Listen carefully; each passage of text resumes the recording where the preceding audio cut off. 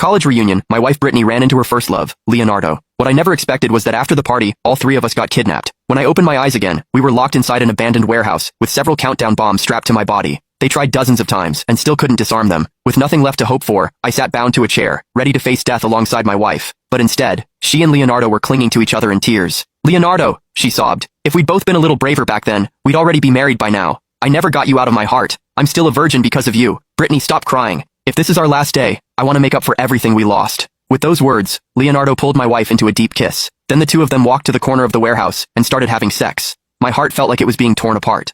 I sat there, waiting for death with nothing but grief and despair.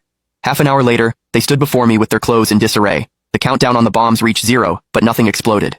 Then the door swung open, and a group of friends walked in. "Brittany, you finally let go of all that baggage. If we hadn't staged the whole kidnapping, would you two have ever opened up to each other?" Brittany went rigid. The flush in her cheeks slowly drained to white. A prank? Someone noticed how lost she looked and walked over with a grin, giving her cheek a playful pinch. "Yeah. At the party, you kept staring at Leonardo with this heavy look on your face. As your best friend, of course I knew what was weighing on you. But that kind of thing doesn't just go away on its own. If you never dealt with it, you'd never really be happy. Now seeing you and Leonardo holding hands, I'm genuinely so happy for you." "Exactly, Brittany. How else were we supposed to help you get past this?" "Wait, what's that smell?" Before the words even landed, the whole group erupted in a wave of knowing gasps and laughter. "You two didn't waste any time, did you? Already went all the way. Nice work. Wedding, wedding, wedding."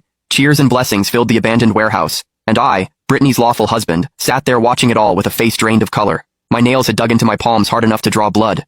It hurt. The drops fell onto the rope binding my wrists, but somehow my chest hurt worse than my hands. She was my wife. And yet, not even 30 minutes ago, she had slept with another man in that very corner, all to make up for what she said she'd missed. Their breathless whispers, their confessions, their tragic love story, somehow all of it made me feel like I was the one who had no right to be there. I slowly closed my eyes.